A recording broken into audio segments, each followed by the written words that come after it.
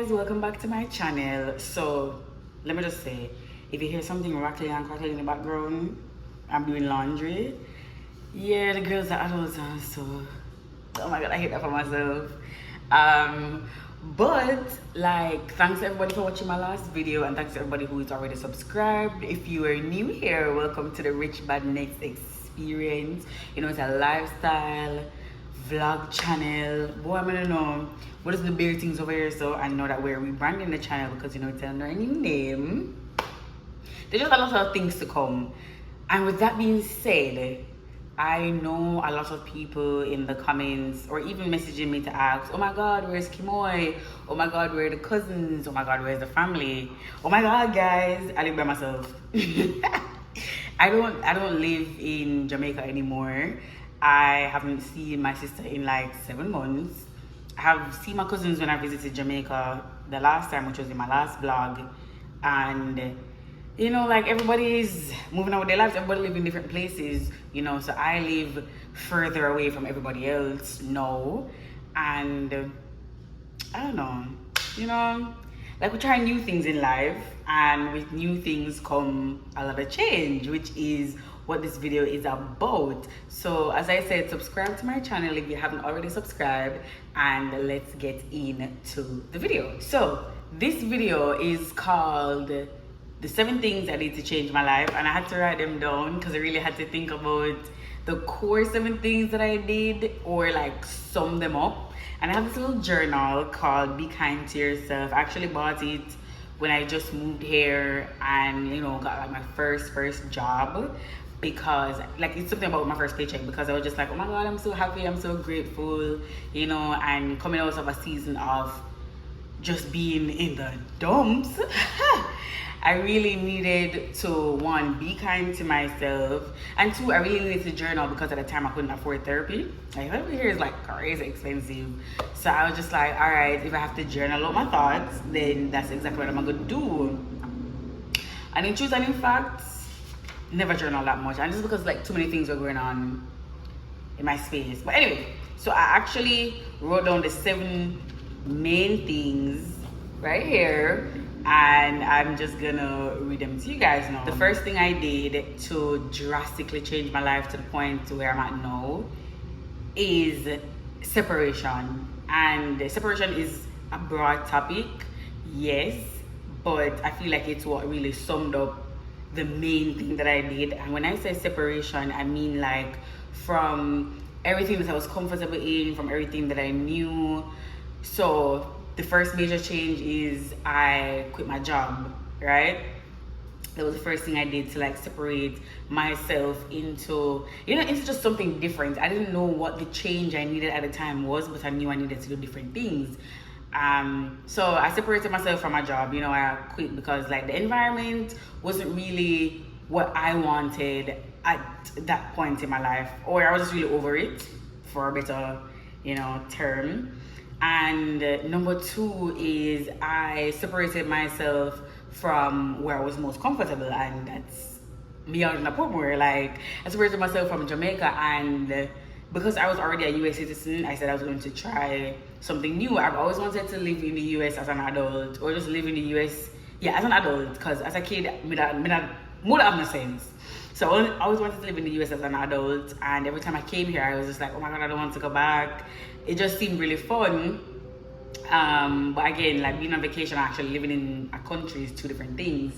So, but I think I was prepared, you know, for that. I was prepared for anything. Also, I had to separate from my friends, and I know a lot of people haven't asked, or you guys may like see it and don't say anything, but a lot of the people that I used to be friends with, I'm not friends with anymore. Like, if you have me on Twitter, you don't see me like, you know, mentioning them, talking up to them. When I came to Jamaica, you haven't seen them in my stories, you don't see me and them link up, you don't see me talking about them, you don't see me posting them. And that's because I just really separated myself from my friendships. And someone who actually helped me to do that was my dad. And you know, the friends themselves, like, they really brought some points forward about friendship that I was really looking into it, and I was like, you know, maybe it's time I do a friend audit, maybe it's time I just, you know, see how these things are, you know, beneficial to me. I'm not saying that, you know, I'm going to be using somebody and only have friendships where they benefit me 100%, but friendships are supposed to be a symbiotic relationship or symbiotic relationship where it's beneficial to both of us. And it doesn't have to be like financial wise, it doesn't have to be like, you know, you need to have my back, you know, emotionally, mentally. I need friends who are going to also challenge me. I need friends who are also going to inspire me. I just needed a change of scenery with my friends, and that's like me changing friends really started like a year ago in April when I stopped talking to one of my friends. And it's just because I realized that this person was just too much for me, and this person wasn't good for me as a friend. And it's mainly because you know, like the things that they said about me, the things that they said to me, it just was a lot. And I don't think that I need someone who is that selfish in my space. You get me? Anyway, so number one, separation. I just really separated myself from everything that I knew, because I know I wanted something different. I just didn't know what I wanted yet, right? Okay, so number two is, if you follow me on Instagram and Twitter as well, I have been committing to the gym, like 100% committing to the gym, especially since I came back, like back. Manners. Yeah, but especially since I came back from Jamaica in February, I have been, you know, committed to the gym, because it's not only about, you know, looking snatched, like, yeah, the girl I look snatched and look good on them, some of them. But at the end of the day, I really like the idea of what the gym encompasses for me. So it teaches me, you know, commitment, because guys, I have commitment issues. Like, I can't commit to nothing, couldn't even commit to a hairstyle. But, you know, committing to the gym made me realize that I can commit. I was just afraid of committing. You know, it has taught me a lot of discipline, and it's something that I lacked in my life. Like, discipline is something that I lacked. You know, it allows me to stick to my word, and, you know, sticking to my word was something that I kind of struggle with still now. Like, I say, oh my God, I'm not going to do this. And then when the time comes, I say, you know, I'm ready for true, because this is my thing. You know, this is my thing. It also has taught me, you know, like, balance. You know, like, there's a time and proper time management, because me have to go to the gym 7 o'clock, and before 7 o'clock I have to get things done, right? So it's like everything just had to start making sense. And also taught me proper time management with how I ate, because I eat every 3.5 hours. One thing about working out, the dog go hungry. Like, why am I hungry? I don't know. It's like all the Scooby-Doo and the hungry crew once to get hungry. So it's like I'm always hungry, and I eat every 3.5 hours. So I have to, you know, make sure I say I'm eating now, and then I hold milk belly, I have hold it in, you know, until the next 3.5 hours. And, you know, it just makes my time like better manageable, because instead of thinking about eating, I'm thinking about all the things that I can get done, so that I can prepare my meal for the next, you know, 3.5 hours. Just get a lot of things out of the way. And at the time I was really practicing that. Well, the more time I really practice it is now that I'm living on my own. So, because I have to cook my own food, and yes, I do cook 3 times for the day. It's actually very crazy. And I can't meal prep because I don't like heating up food. I feel like when we put things in the microwave, it just change the taste of the food. I don't know if that's just me, but if that's you, comment below. But yeah, the gym has taught me more than just being snatched and working out. It has taught me, you know, commitment, moderation, discipline, time management.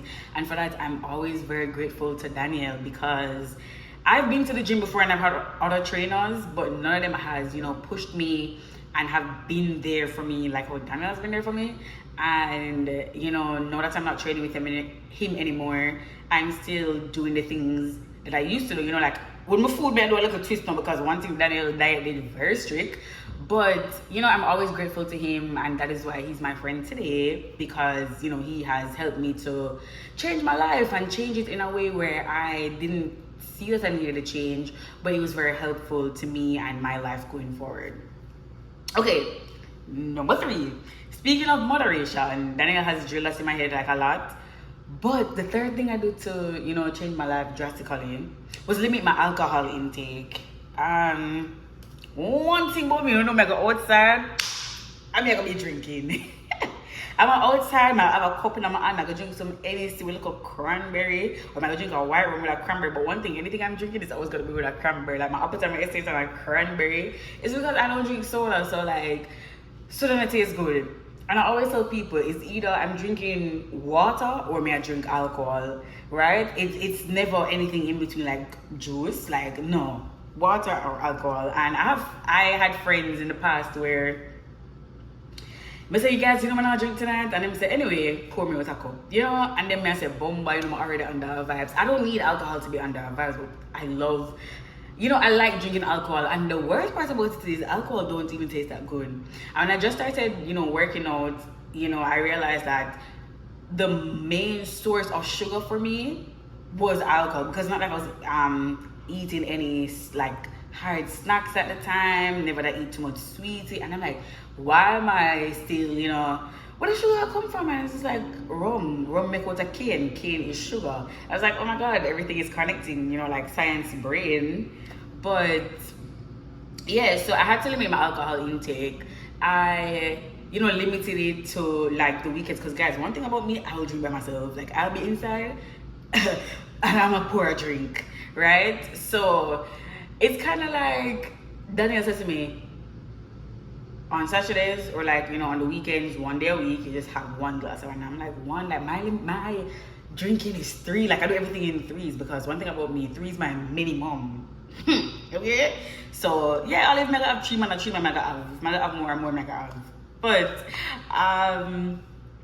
yeah, so I did it one time a week, and I was just like, okay, I'm gonna make candidates. But then the more, I mean, I did stray from it, you know, like sometimes I'll drink 1 bottle of Appleton, like 1 Q, like, okay, yeah, I'm stray from it sometime, but then we're going to gym for a good order. And it's like, is it really worth, you know, pushing myself extremely harder just because I can't stop alcohol? And it's like, what was I really drinking alcohol for? Like, what am I running from, you know? And no, when they just come out foreign, I never really drank. I mean, I drank 2 times and I got like piss drunk. I realized the foreign liquor very different from the liquor out of Jamaica, because there's something about it, like guys, I don't know, I am vomiting every time, my head tear off, I literally lose all functions, and I'm like, this is actually not safe. And I hate that it took like those extreme instances for me to be like, you know, this is not safe. And like, no, I have a drink. I don't really go out much now, but if I go out with my friends, I have like, you know, 2 drinks. I stopped doing shots. I hate shots. The only shots where I do are the shots from the back. But yeah, I have 2 drinks max. Sometimes 1, because foreign drinks expensive. Like when am I paying $16 for a cocktail? That make sense. I can really talk about that. Yeah, $16. Could work. Anyway, and so I think now I drink like once a month or every 3 weeks, and when I do it, I'm taking like 1 glass of wine. So I buy myself wine and I put it in the fridge, but which is kind of dangerous too. I know my habits, so if I'm buying the wine, I have to just really lock it away from myself. But I'm practicing that because it doesn't really make sense as a young girl, a young fresh 25-year-old. I feel I hide alcohol for myself in my own house, but no. So yeah, like I have a glass, and then I have no interest in buying alcohol again.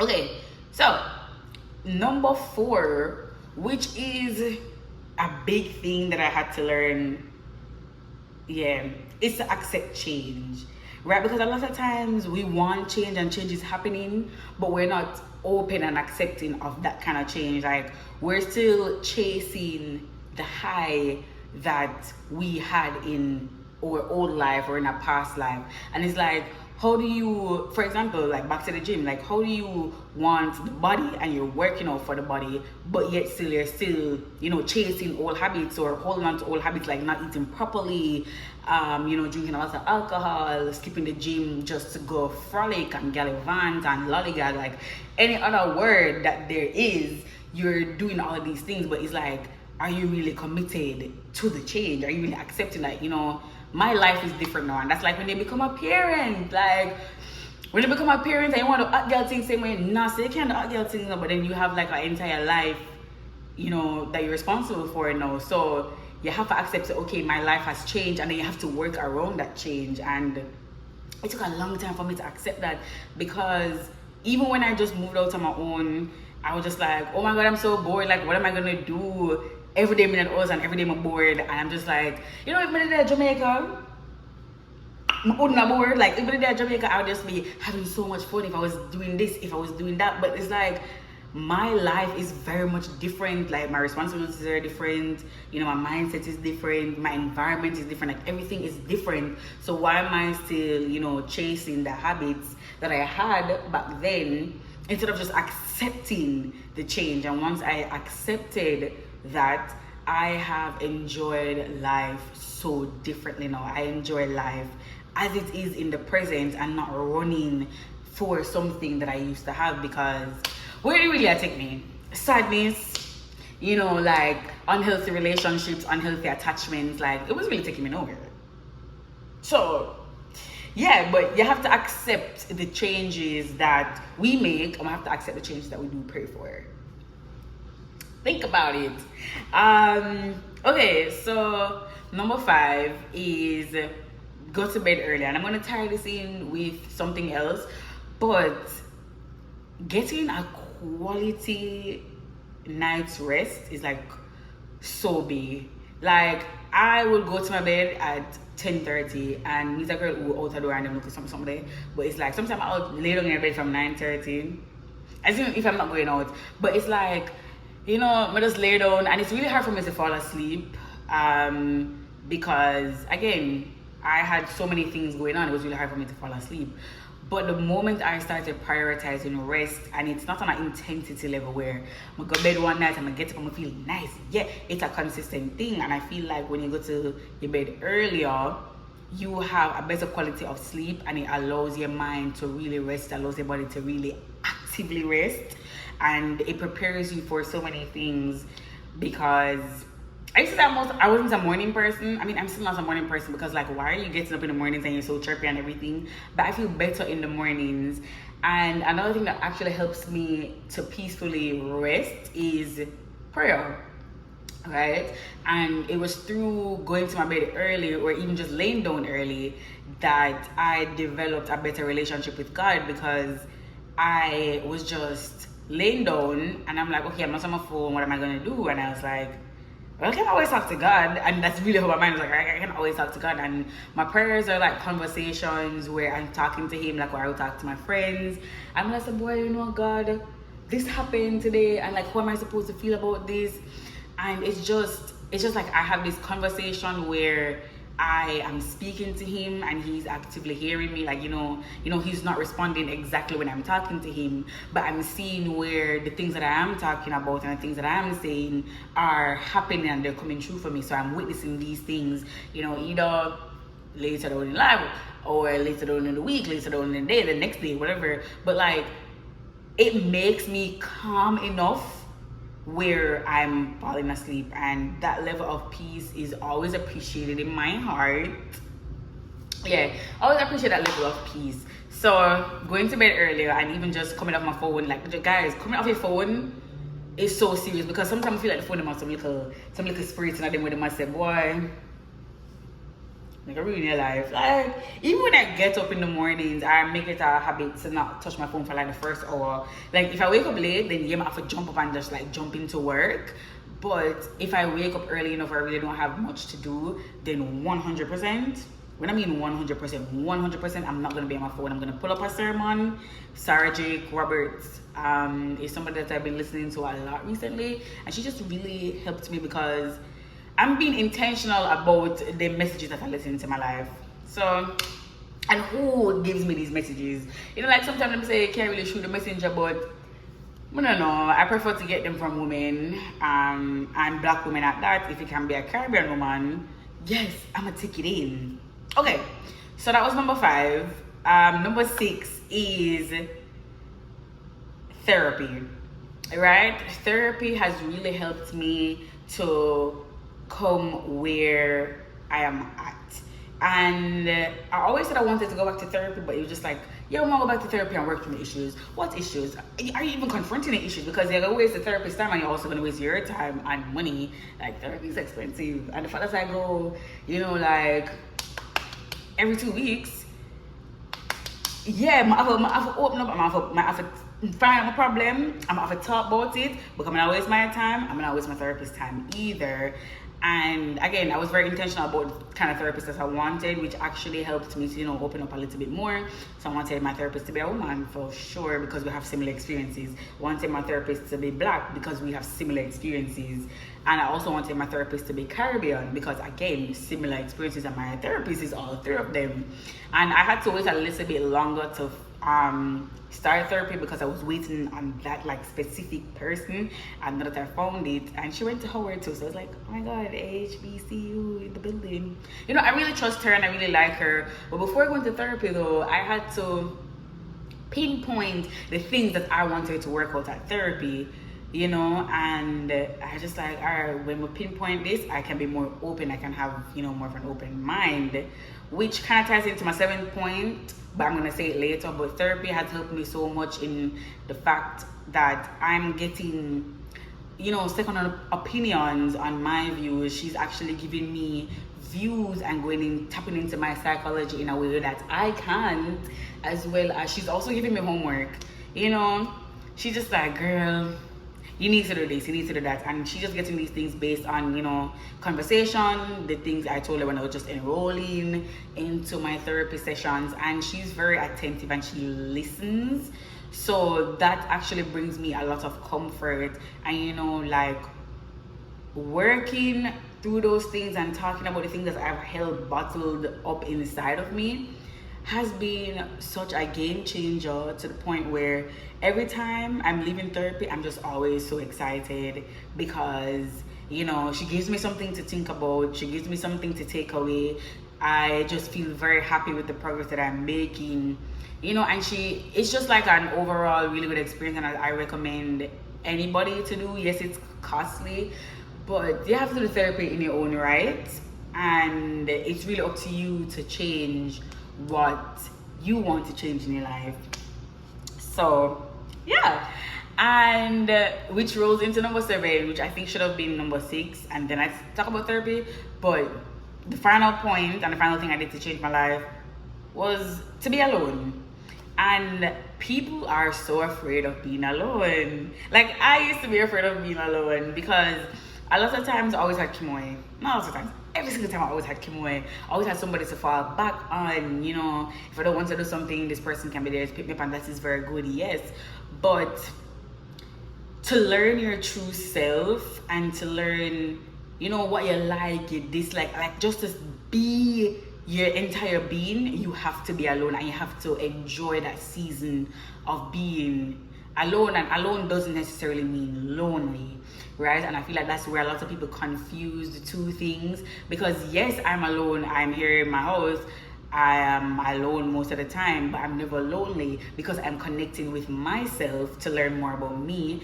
I also can connect with people close to me, like my family. I can call my sister, I can talk on my phone. I have friends who live close to me, you know. I can say, hey girl, what are you doing later? I'm not lonely, but in my own right, I am spending as much time with me so that I can, you know, have an open mind, be open to things I wouldn't have thought about before, because, you know, I just had all of this distraction of, you know, Bugayaga means.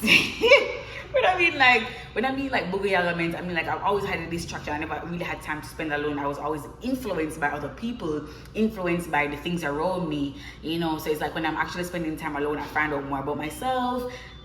Oh, my dryer is finished. Yeah, I find out more about myself, you know. I find out about what I like. I'm open to trying new things.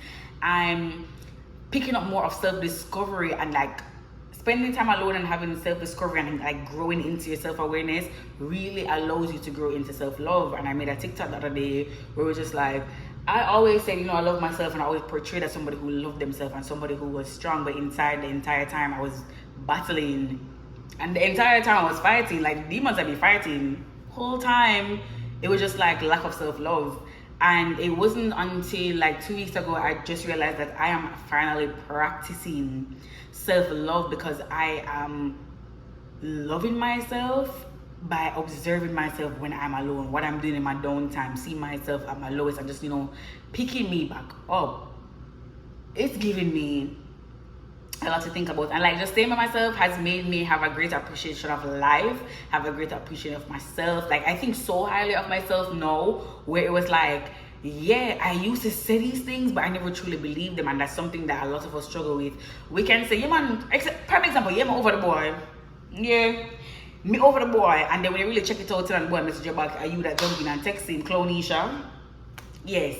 And yeah, let me say this, because I was clownish at one point, and it's a lot of times I'm like, you know, I'm over this, I've forgiven this person, I've done all of these things, I've put in the work, and you're not doing anything. Like, all you did was avoid it, you know. And when you are face to face with yourself, you cannot run from these things anymore.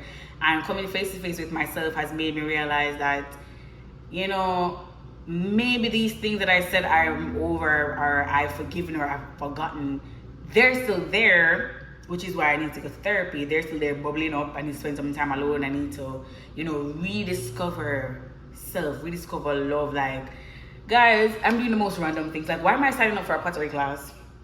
Like, what we know about spinning wheel? I did pottery in like grade 9. But like, what do I know about these things? You know, I'm looking at country clubs, like, I'm play tennis. Like, I'm just doing so many things where I'm just like, the greatest thing about, you know, spending time alone is that you can always rediscover things that you used to love. You can pick up back things you used to do when you were younger. You can pick up things you used to do before you get involved with certain kind of friends. You can pick up things before you get involved with a man. Like, the things that you enjoy, the things that made you can always go back to them, because they're there waiting on us. They're never going to turn us away, right? And the importance of spending time with yourself, which is my final point, is that you become whole.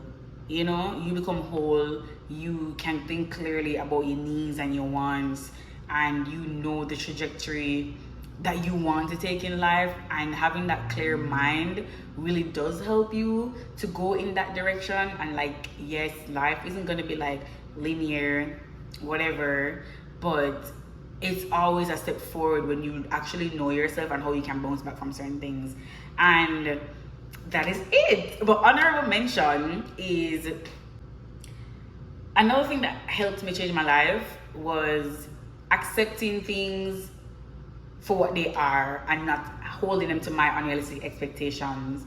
Like, anything that happens, it happens, right? If I have to start from the bottom to get to where I want, or if I start from somewhere I don't want to be to get to progress, I'm gonna do it because I am willing. Like, you have to have that willingness, not even acceptance. Yeah, so it's willingness, not acceptance. Willingness to say, I may not be where I want to be right now, but I am going to accept where I am, because it's going to make me greater to get to where I want to be. And it was just that willingness. When I just came, I didn't have a job. I went to, you know, the first job offer that I got was at Primark to fold clothes, and I cannot fold. And then I told the lady, I was like, Miss, I can't fold. And she's like, I will teach you how to fold. Like, you're gonna have some training, and fold is not gonna be the only thing that you're gonna be doing. I went to T-Mobile. I was like, I've worked in telecoms at Digital and Flow, but if I have to sell somebody a fold in T-Mobile, I'm gonna do it, because I know that these are the stepping stones. You know, these are the small steps that I need to take to get to where I'm at. And luckily, I didn't have to work in Primark, because guys, I can't fold, I can't even press clothes, like, it didn't look good. And right as I was about to start my Primark, you know, job, my current job now called me, and they're like, hey, when I mean, guys, literally like about 2 weeks before, they called me and they were like, hey, we're gonna offer you a job. And I was just like so surprised, because I'm like, oh my god, really? Because I wasn't hearing back from anybody, and it was just my willingness to accept, you know, just accept starting somewhere. Then here I am. But guys, yes, follow me on Instagram at richbadnets. You know, you can follow me on Twitter at richbadnets. If you want to follow me on TikTok, I got locked out of richbadnets, but it's Netanya and a K in front of it, you know, play on words boss. But yeah, so subscribe to my channel for more content. So what I'm gonna try to do is vlog, sit down. And spring is coming up, so you know the girl is going to do a haul. I am so excited for outside to be warm again, even though it's not really warm. So is it really tricking us? But yes guys, and I'll see you in the next video.